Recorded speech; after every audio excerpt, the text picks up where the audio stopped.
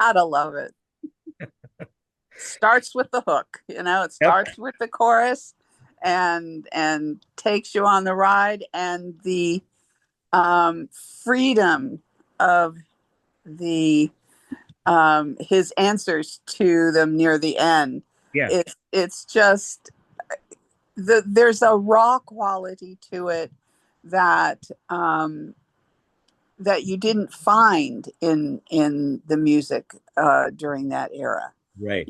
You didn't find that abandonment and of and that's not to say the that structure was abandoned. It was well thought out, Mhm. but there was that room in those periods of time in the song where he got to just cut loose and do whatever he wanted to do, while there was that solid background of very, very talented backup singers who he let shine, let them have their little licks here and there. And it was very evident all throughout his career of the respect that he showed to his musicians, including the backup singers. I In, noticed that stuff. in fact, eh, there's more in other songs than this one where he actually, and it showed in the movie too. Of course, he was having his romantic relationship with one of the background singers, uh, as well as relationship at home, as was very well illustrated in the movie. And in fact, "Hit the Road, Jack" was, which is an original song that he wrote.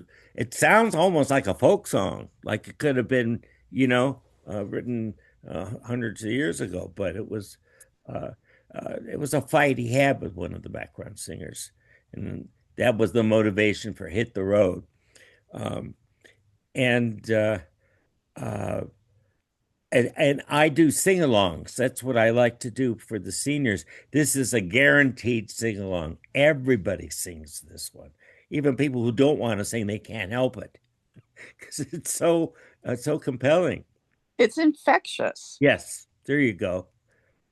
And I think it's crisper. I think there's not the sexual tone to it as much as it's just urgent and focused and simple and repetitive, but in a very upbeat and enjoyable, compelling way.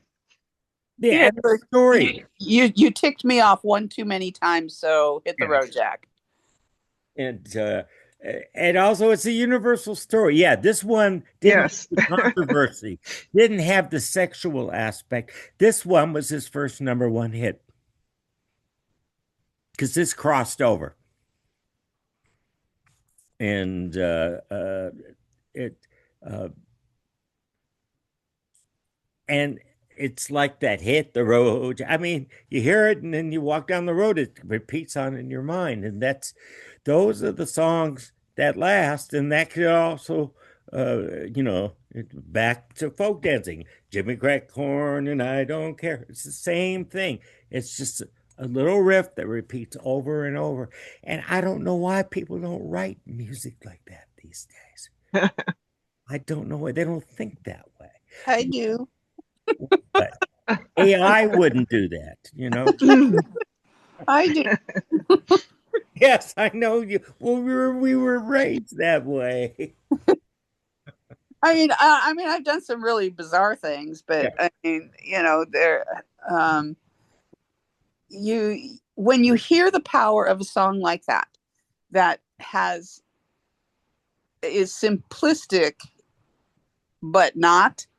There's that structure and there's that simple hook, but there is an undercurrent and an understructure that is much more complex than you you expect it to be, um, because there's nothing that is simple about what that man did on the keys. Oh, absolutely. Nothing simple. The guy was an incredible virtuoso, yet he had that common touch, and that is the winning formula. If you can do something that is that sophisticated and simple at the same time. Um, that wins over people and keeps them winning. Well, I think the movie made really clear his. I mean, he was a person of rhythm and song and constant activity. Yes. I think his personality was so well suited to the music that he chose. And well, that he chose the music that he wrote. Yes. It's like, and he had so many hits. It's just, and for over a very long period of time. It just and the fact that he started off working for others and then got creative control, uh, it's a really inspiration. Um, well, any more about this one? I have two more songs. I have another one in this same genre, and you're going to see the background singers and that same kind of gospelish uh, R&B style. Yeah, in other words, sometimes he's called the father of soul music because he was one of the first people to cross gospel over into R&B and make it soul. And then we're going to have a pop song, which is completely a different style.